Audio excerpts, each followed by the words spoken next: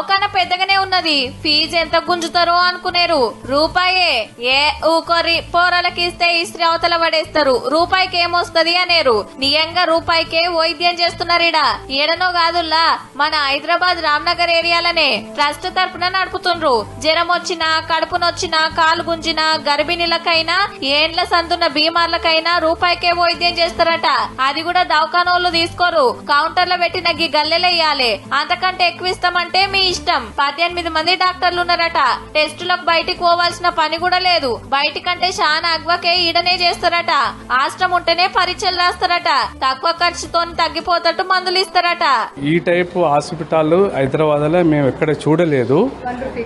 ₹1 consultant అనేది అన్ని సేవా కార్యక్రమాలు ఉంది. టెస్ట్లకు కూడా 50% కన్సెషన్ అంటే బయట ఎక్కడ చూడ కూడా రేట్లు విపరీతంగా ఉంటాయి. రోజుకు 200కి వెళ్ళి 300 మంది పేషెంట్లు వస్తున్నారట. దవాఖాన్ల షరీక్ అయితే బెడ్ ఛార్జీలు కూడా ఫ్రీనే.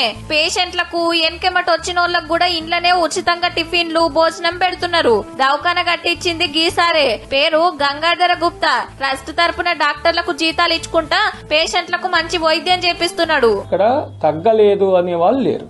ఇది ఒక ఆధ్యాత్మిక కేంద్రంగా, హాస్పిటల్ గా కాకుండా ఒక దేవాలయంగా భావిస్తున్నారు. దవాఖాన చాలు చేసి 6 నెలలే అవుతుంది. చూపించుకున్నోళ్ళు చుట్టాలు, దోస్తులకు చెప్తే ఆళ్ళు సుతా వస్తున్నారట. రేపు ఇంకిన్ని వైద్య సేవలు తీసుకురావాలి. ఇంకింత మంది పేదలకు వైద్యం చేపియాలని చూస్తున్నారు. పెద్ద పెద్ద బిల్డింగ్లు కట్టి వేలు లక్షలు గుంజే కాలంలా రూపాయి వైద్యం చేస్తున్నాడంటే మస్తు గ్రేట్ కదా.